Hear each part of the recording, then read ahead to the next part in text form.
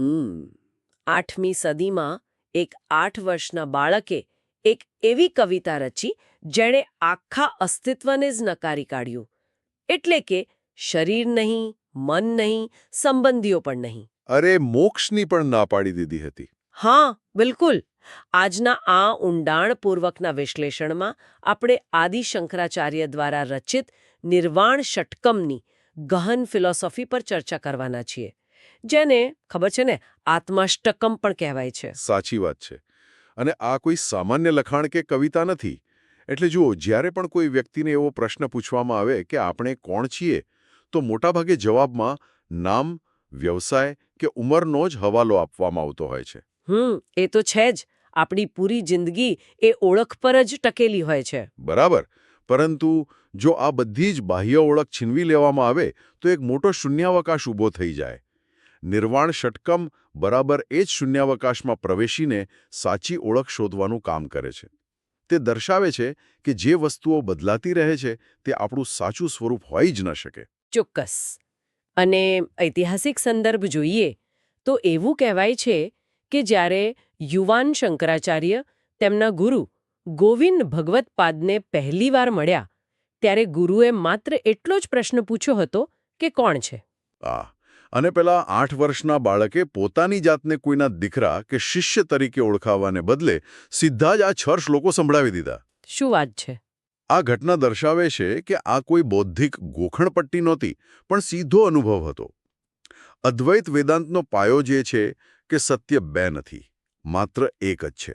અને આ સત્ય સુધી પહોંચવા માટે ઉપનિષદોની નેતિ એટલે કે આ નહીં ની પદ્ધતિનો ઉપયોગ થયો છે.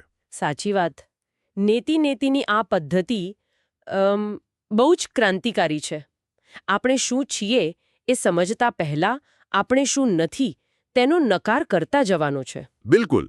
આખી દુનિયામાં મોટાભાગની ફિલોસોફીઓ કંઈક ઉમેલવા પર ભાર મૂકે છે કે નવું જ્ઞાન મેળવો, નવા ગુણો વિકસાવો. જ્યારે અહીં બધું જ દૂર કરવાની અથવા છોડી દેવાની વાત છે. જે કચરો ભેગો કર્યો છે તેને હટાવવાનો છે. આ પ્રક્રિયાને સમજવા માટે મને પેલું શિલ્પકારનું ઉદાહરણ બહુ બંધબેસતું લાગે છે. કયું ઉદાહરણ? એટલે એક બેડોળ પથ્થરમાંથી સુંદર મૂર્તિ બનાવવા માટે શિલ્પકાર કોઈ મૂર્તિ બહારથી લાવીને અંદર નથી નાખતો. એ માત્ર પથ્થરના એ નકામા ભાગોને ટાંકણાથી તોડીને દૂર કરે છે. જે મૂર્તિનો હિસ્સો નથી. બરાબર. અને અંતે અંદર પહેલેથી છુપાયેલી મૂર્તિ આપોઆપ પ્રગટ થઈ જાય છે. શંકરાચાર્ય પણ અહીં એ જ શિલ્પકારની ભૂમિકા ભજવી રહ્યા છે.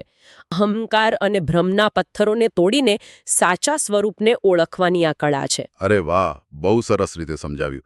આ જ કારણથી આ શ્લોકોની શરૂઆત સીધી જ આપણો મન અને બુદ્ધિના નકારથી થાય છે. પ્રથમ શ્લોકમાં સ્પષ્ટ કહેવાયું છે કે મનો બુદ્ધ્યહંકાર ચિત્તાની નાહમ. એટલે કે આમાં મન, બુદ્ધિ, અહંકાર અને ચિત્તનો નકાર છે. માનવ અસ્તિત્વનો પૂરો પાયો જ આ વિચારો પર ટકેલો છે. લોકો કેટલી વાર એવું કહેતા હોય છે કે મારું મન ઉદાસ છે કે મને ગુસ્સો આવી રહ્યો છે. લોકો પોતાની જાતને વિચારો અને લાગણીઓ સાથે સંપૂર્ણપણે જોડી દે છે. આપણે એવું જ માનીએ છીએ કે આપણે આપણા વિચારો જ છીએ.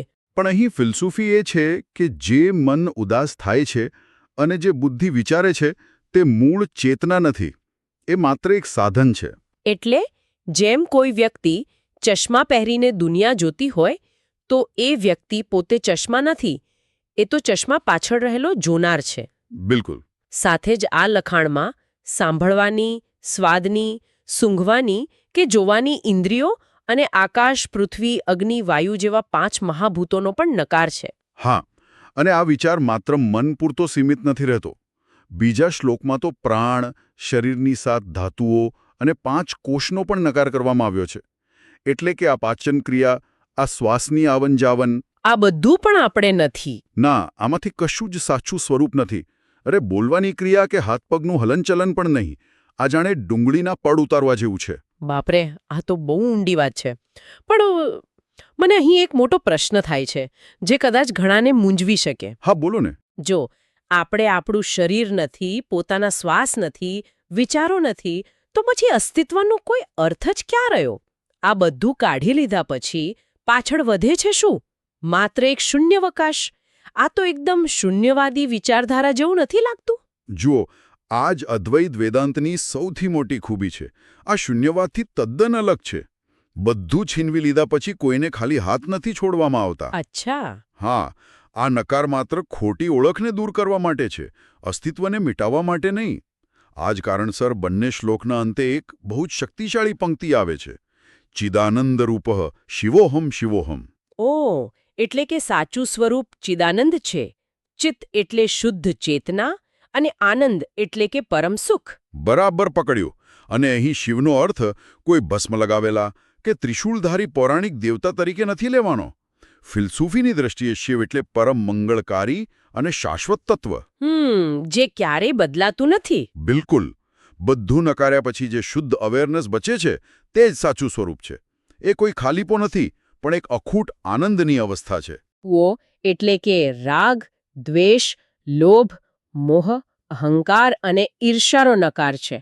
આ તો સમાજમાં હંમેશા ખરાબ જ માનવામાં આવ્યા છે, એટલે એનો નકાર સમજવો બહુ સહેલો છે. સાચી વાત છે. પણ આશ્ચર્ય ત્યાં થાય છે જ્યારે આ જ લખાણ ધર્મ, અર્થ, કામ અને સૌથી નવાઈની વાત મોક્ષનો પણ નકાર કરે છે. હા, આ બહુ જ રસપ્રદ છે. એટલે ભારતીય તત્વજ્ઞાનમાં મોક્ષને તો જીવનનું અંતિમ ધ્યેય માનવામાં આવ્યું છે. તો આ જ લખાણ પોતાના અંતિમ ધ્યેયની જ ના કેવી રીતે પાડી દે છે? જુઓ, મોક્ષનો નકાર કરવો એ આખી ફિલોસોફીનો કદાચ સૌથી ગહન ભાગ છે. જો તાર્કિક રીતે વિચારીએ તો મોક્ષ કે મુક્તિની ઈચ્છા કોને હોય? જે બંધાયેલો હોય તેને જ. બરાબર. જેલમાંથી છૂટવાનું સપનું માત્ર કેદી જ જુએ, પણ જેને એકવાર આત્મજ્ઞાન થઈ ગયું કે પોતે એક એવી ચેતના છે જેને કોઈ દિવાલો બાંધી જ નથી શકતી, એના માટે મુક્તિનો ખ્યાલ પણ સાવ અર્થહીન બની જાય છે. અરે વાહ, આ તો મેં વિચાર્યું જ નહોતું. એ તો કાયમ માટે, હંમેશા મુક્ત જ છે. તેથી જ્ઞાની વ્યક્તિ માટે ધર્મનું પાલન કરવાનું કે મોક્ષ મેળવવાનું કોઈ લક્ષ્ય બાકી રહેતું નથી. આ તો ખરેખર બધી જ માન્યતાઓના મૂળિયા હચમચાવી નાખે તેવી વાત છે. અને ચોથા શ્લોકમાં આ જ વાતને આગળ વધારતા પાપ પુણ્ય, સુખ દુઃખ, મંત્રો, વેદ અને યજ્ઞોનો પણ ઇનકાર કરવામાં આવ્યો છે. હા, કારણ કે સામાન્ય રીતે પુણ્ય કમાવવા અને પાપથી બચવા માટે મંત્રો અને તીર્થોનો આશરો લેવાતો હોય છે. પણ આ બધી જ ધાર્મિક પ્રવૃત્તિઓ દ્વૈત પર આધારિત છે. એટલે કે જ્યાં એક ભગવાન છે અને બીજો ભક્ત છે. બિલકુલ. પણ અદ્વૈતમાં જો આત્મા પહેલેથી જ પૂર્ણ હોય તો એને પવિત્ર થવા માટે કોઈ નદીમાં સ્નાન કરવાની જરૂર જ નથી પડતી. સાચી વાત. આ વિચારને સમજવા માટે મને ચોથા શ્લોકના અંતિમ ભાગનું પેલું ઉદાહરણ યાદ આવે છે. અહં ભોજનમ નૈવ ભોજ્યમ ન ભોક્તા. એટલે કે ન તો ભોજન, ન ભોજનની ક્રિયા અને ન ભોજન કરનાર. હા, આ બહુ જ સચોટ ઉદાહરણ છે. જેમ કે કોઈ વ્યક્તિ રાત્રે ઊંઘમાં સપનું જુએ કે તે કેરી ખાઈ રહી છે, તો સપનામાં 3 વસ્તુઓ છે.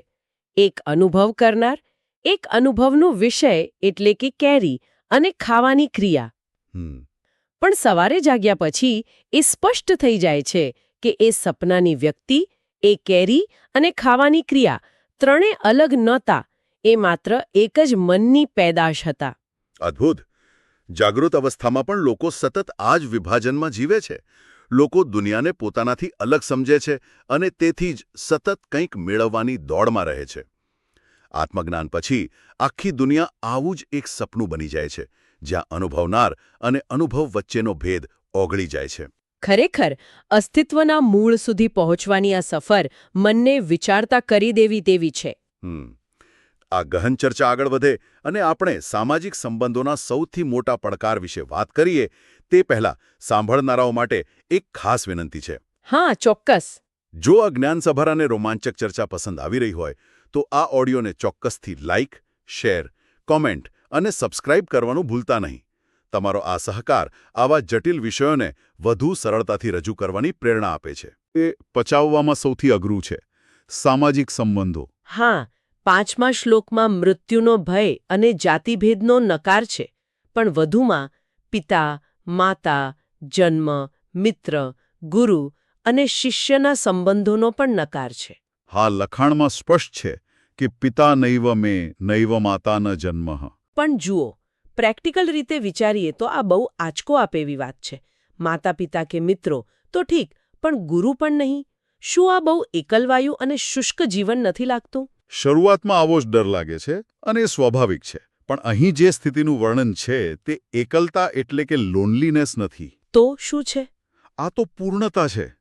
બ્રહ્માંડ સાથેની સંપૂર્ણ એકતા છે. એકલતા ત્યારે લાગે જ્યારે વ્યક્તિ પોતાની જાતને અન્યોથી અલગ માને. પણ અદ્વૈતની સ્થિતિમાં આખું બ્રહ્માંડ જ પોતાનું સ્વરૂપ બની જાય છે. ઓહ, એટલે કે જ્યારે આખું જગત જ પોતાનું સ્વરૂપ બની જાય ત્યારે કોઈ પારકું રહેતું જ નથી? બરાબર. જ્યારે ઝાડ, પર્વત અને દુનિયાનો દરેક માણસ એક જ આત્માનું પ્રતિબિંબ હોય તો પછી વિશેષ સંબંધોની જરૂરિયાત ઓગળી જાય છે. આ પ્રેમનો અભાવ નથી, આ સર્વવ્યાપી પ્રેમ છે. એટલે કે સંબંધોને તોડવાની વાત નથી, પણ સંબંધની સીમાઓને ભૂંસી નાખવાની વાત છે. એકદમ સાચી વાત. અને ગુરુ શિષ્યના ભેદની વાત કરીએ તો જ્યાં સુધી અજ્ઞાન છે ત્યાં સુધી જ ગુરુની જરૂર છે. જ્ઞાન થઈ ગયા પછી બંને એક જ ચેતના બની જાય છે. શું વાત છે! અને આ બધું છોડ્યા પછી 6ઠ્ઠો શ્લોક આવે છે, જે આ યાત્રાનું અંતિમ સત્ય છે. અહમ નિર્વિકલ્પો નિરાકાર રૂપો, એટલે કે આત્મા વિકલ્પ રહિત, નિરાકાર અને સર્વવ્યાપી છે. હા, જગતમાં બધું જ બદલાય છે. બાળપણ જાય અને યુવાની આવે, ઋતુઓ બદલાય, પણ આ બધું જ જેની અંદર બદલાય છે તે મૂળ અસ્તિત્વ ક્યારે બદલાતું નથી. તે મુક્ત પણ નથી અને બંધાયેલો પણ નથી. કારણ કે તે હંમેશા શાશ્વત છે. શરીરથી શરૂ કરીને અંતિમ સત્ય સુધી પહોંચવાની આ યાત્રા તો પૂરી થઈ, પણ મારો એક પ્રશ્ન છે. હા, પૂછો. 8મી સદીમાં રચાયેલા આ સ્તોત્રનું આજના આધુનિક સમયમાં શું મહત્વ છે? આજના સમયમાં જ્યારે લોકો સવારે ઉઠીને સીધા ઇન્સ્ટાગ્રામ જ ચેક કરતા હોય છે, રોજબરોજના જીવનમાં આ ફિલસૂફીને કેવી રીતે ઉતારી શકાય? જુઓ, આજના સમયમાં આ જ્ઞાન કદાચ પહેલા કરતાં પણ વધુ પ્રસ્તુત છે. આજે ચારે બાજુ લોકો ઓળખની કટોકટી એટલે કે આઈડેન્ટિટી ક્રાઇસિસમાંથી પસાર થઈ રહ્યા છે. હા, એ તો છે. લોકો પોતાના કામ કે સોશિયલ મીડિયાના પ્રોફાઇલથી જ પોતાની કિંમત આંકે છે. બિલકુલ. અહંકાર બહુ નાજુક થઈ ગયો છે. અને જ્યારે નોકરી જાય, સંબંધ તૂટે કે નિષ્ફળતા મળે ત્યારે એવું લાગે છે કે જાણે આખું અસ્તિત્વ જ ખતમ થઈ ગયું. આજના ડિપ્રેશન અને એન્ઝાઇટીનું મૂળ કારણ જ આ છે. સાચી વાત. આ સ્તોત્રોનું ચિંતન કરવાથી ડર દૂર થાય છે. એ સમજાવે છે કે નોકરી જતી રહેવાથી મૂળ અસ્તિત્વને કોઈ આંચ નથી આવતી. મનમાં એક એવી અપાર શાંતિ આવે છે જેને બહારની કોઈ ઘટના હલાવી શકતી નથી. બહુ જ સરસ વાત કરી. ભૌતિક આસક્તિઓમાંથી મુક્તિ મેળવવાનો આ જ સાચો રસ્તો છે. હા, એ યાદ અપાવે છે કે આપણે આ સંસારના નાટકના પાત્રો જરૂર છીએ, પણ સાથે સાથે આપણે એ નાટકની જોનારા પ્રેક્ષક પણ છીએ. ખરેખર. તો આ ગહન ચર્ચાને પૂરી કરતા પહેલા સાંભળનારાઓ માટે એક એવો વિચાર મૂકવો છે જે ઊંડાણથી વિચારવા મજબૂર કરી દે. કયો વિચાર? જો ખરેખર આપણે આપણું શરીર નથી, આપણું મન નથી, આપણા પદ કે સંબંધો પણ આપણી સાચી ઓળખ નથી, તો કાલે સવારે અરીસામાં જ્યારે પ્રતિબિંબ દેખાય ત્યારે આંખોમાં આંખ નાખીને વિચારવા જેવું છે કે અરીસાની પેલે પાડ જોનાર આ હું ખરેખર છે કોણ? અરે વાહ! આ યાત્રા કોઈ બહારની નથી પણ અંદરની છે. અને એ અંદરની યાત્રાનું એક જ અંતિમ મુકામ છે, ચિદાનંદ રૂપઃ શિવોહમ શિવોહમ. ચોક્કસ. આ ગહન પ્રવાસનો ભાગ બનવા બદલ તમારો ખૂબ ખૂબ આભાર. અને હા, ચર્ચા પૂરી કરતા પહેલા ફરીથી યાદ અપાવી દઉં કે જો આ કન્ટેન્ટ ગમ્યો હોય તો લાઇક, શેર, કોમેન્ટ અને સબસ્ક્રાઇબ કરવાનું બિલકુલ ભૂલાય નહીં. ફરી મળીશું આવા જ એક નવા વિશ્લેષણ સાથે.